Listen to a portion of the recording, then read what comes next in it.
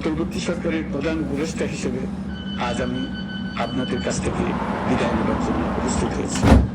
আজ বিদায়ের দিনে 5ই আগস্টের কথা স্মরণ করে আপনাদের কিছু কথা বলব।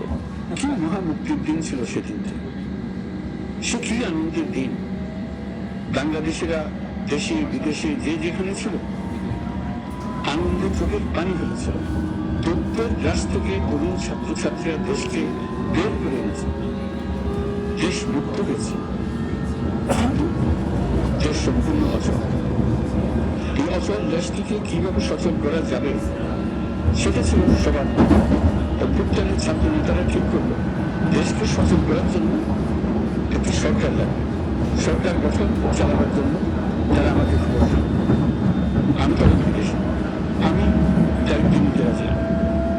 তারা জাতির প্রতি কর্তব্য পালনের কথা বলে আমাকে রাজি করে।